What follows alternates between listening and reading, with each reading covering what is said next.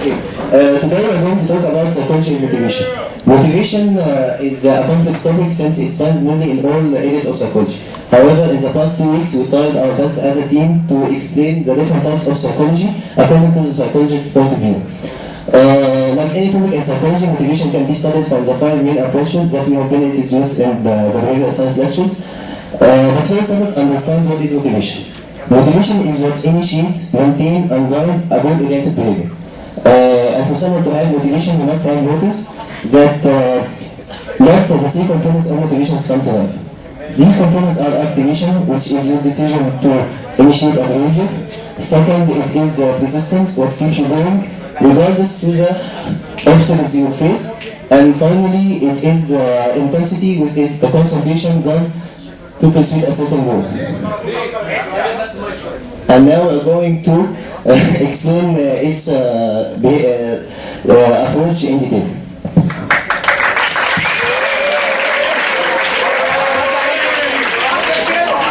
So psychoanalytical approach. So according to Sigmund Freud, everything we do, think about, is targeted under 2 main goals: survival and continuation. So motivation is controlled by 3 main characters within us. Id, which is impulsive and seeks immediate pleasure.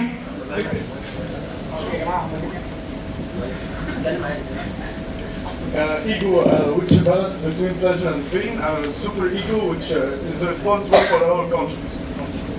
Sigmund Freud also stated that man created the religion, so in order to overcome the inner psychological approach.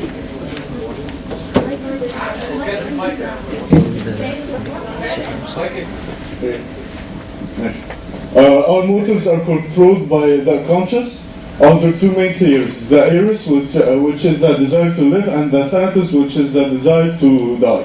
So Freud found that some of his patients recalled old repressions and stated that it was their death drive. So by psychosexual stages, oral, where the motivation is to boss over the colleagues; anal, where in 2 types: anal retentive, where there is an organized life, and anal repulsive, where he becomes unorganized; and the phallic, which controls the libido, and the libido is the sexual drive and responsible for the sexual activity. If it's a high one, it's the hypersexual. If not, if a low one, it's asexual.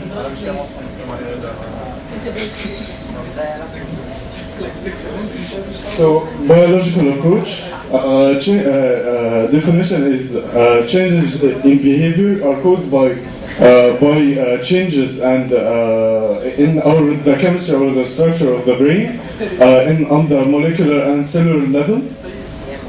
On 3 categories: instinctive, arousal regulation, and homeostatic. Some motivated behaviors are the result of innate programs in the nervous system. Furthermore, the stimulus that releases these genetically programmed behaviors are highly specific, like sound and shape and color.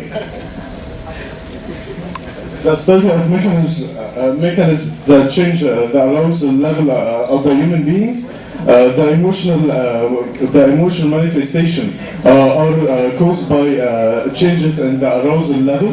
So it's like a U shape, inverted U shape. So when it increases, the performance increases up to a limit. The limit when it passes this limit, it's like it's having anxiety and stress. Some basic motives like sex and hunger and thirst are under a biological approach emphasizing systemic regulatory mechanism.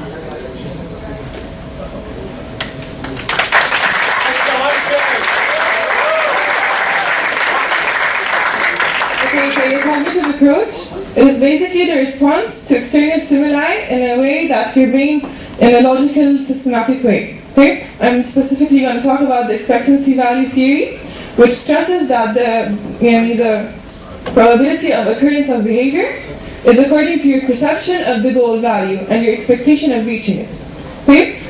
This theory calculates the motivational force, which is controlled by the product of three variables: the expectancy, the valence, and the instrumentality. First, the expectancy, which is how confident you are that you're going to achieve this task, which is subdivided into three other variables: the self-efficacy, which is your confidence in your own ability, and the goal difficulty, which is self-explanatory, and the control, which is your perceived control over your own performance. As for the second, which is the valence, it is the set value on the reward itself or the reinforcement. As for the instrumentality, which is comparing the value of the reward to the effort demanded to achieve this specific task.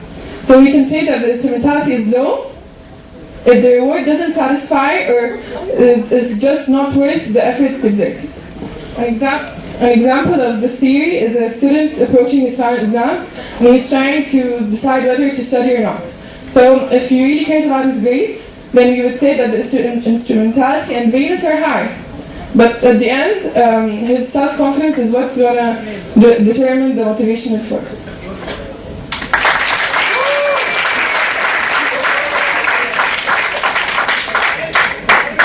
Let's now consider the human approach or the phenomenological approach.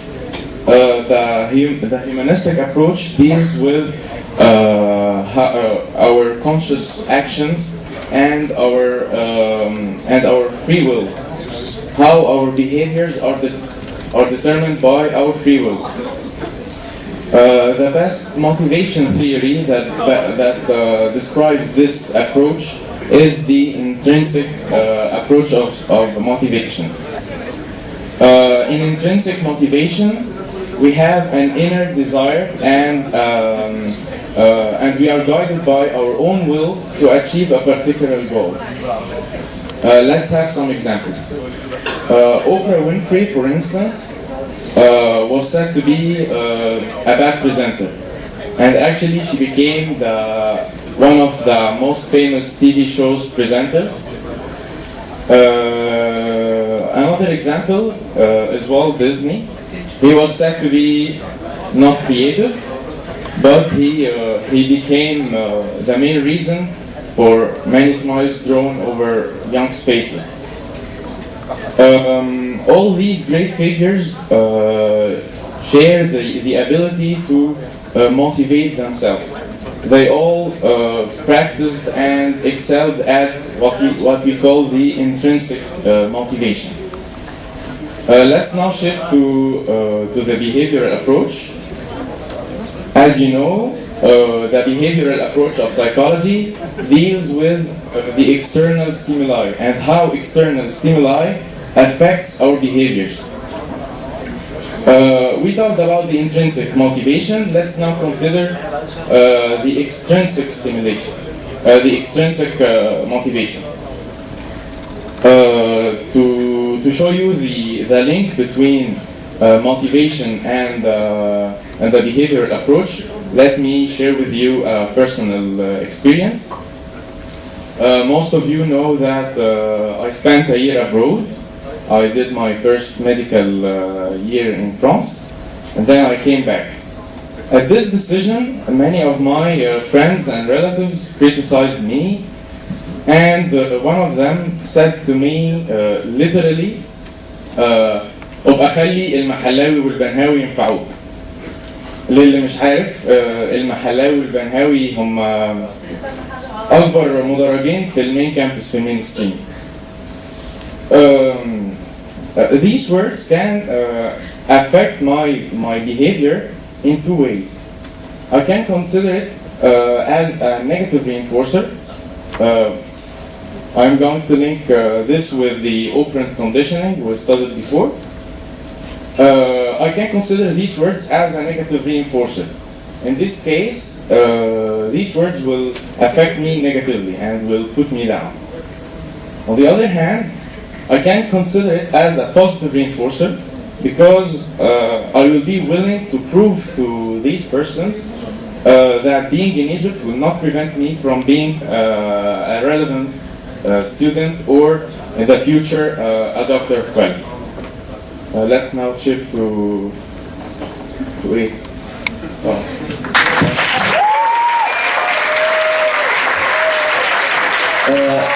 Now this is a Venn diagram that represents the behavior approaches linked with the 4 main series. And now we're going to watch a video that explains this in detail.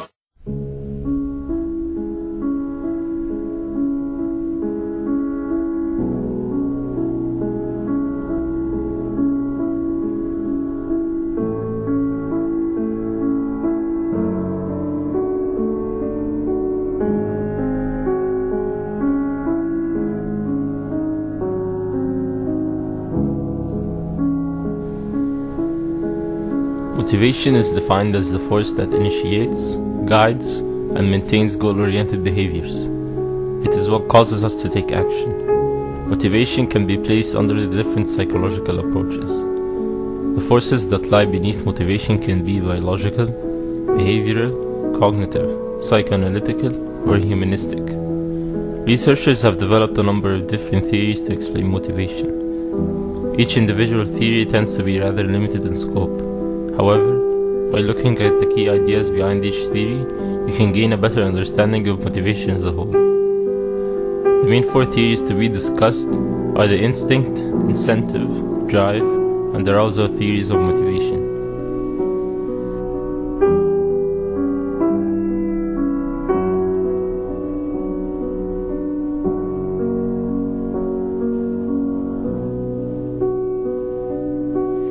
According to instinct theories, people and animals are motivated to behave in certain ways because they are evolutionarily programmed to do so. An example of this would be the seasonal migration of birds.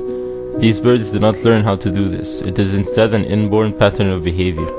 The instinct theory is both biological and psychoanalytical.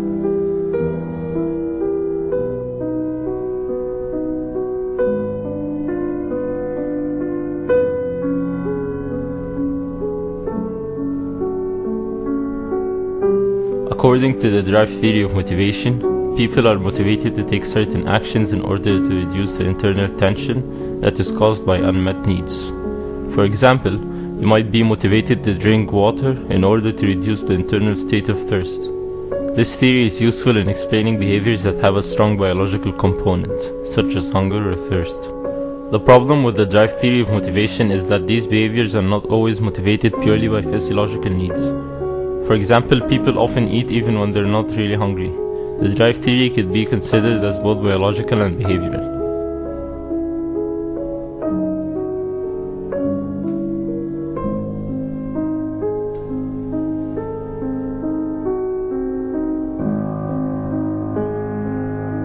The arousal theory of motivation suggests that people take certain actions to either decrease or increase levels of arousal.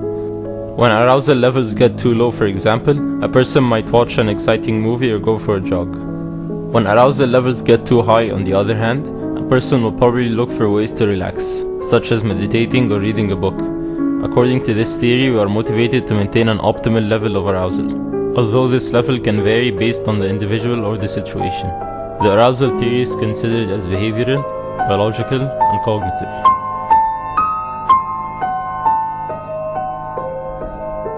The incentive theory suggests that people are motivated to do things because of external rewards. For example, a pianist might study for many hours a day on the piano in order to win a contest where money will be rewarded. Another example would be how you might study each day in order to achieve high grades by the end of the semester. Behavioral learning concepts such as association and reinforcement play an important role in this theory of motivation. The incentive theory is both humanistic and cognitive.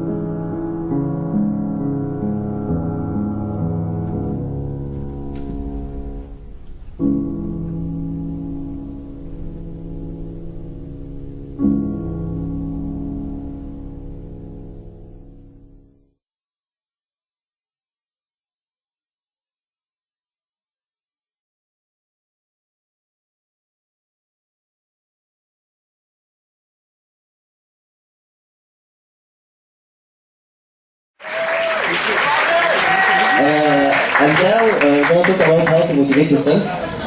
First, you must surround yourself with positive people because you are who you spend most of your time with. Second, you must put a plan and chart your progress because our biggest problem is that we look to how far we have to go and forget how far we already gone. The third point, don't let the setbacks set you back because they are inevitable and they will happen. But believe it or not, failure is the first road towards success. I think most of you have seen a lot of sportsmen that doing some celebrating movement like this move, or Jason Bolt when he's doing something, and this kind of moves. And even you, when someone has do something good or achieved something, you find yourself doing this, which is the V pose. Scientists have done an experiment to see whether the V pose is effective or not. So they bring two group of people. The first group is gonna do the V pose for 2 minutes, and the other group are not going to do it. And they ask both of them to go up in a tower and jump. بس رجليهم مربوطة يعني مش عارفين يموتوا.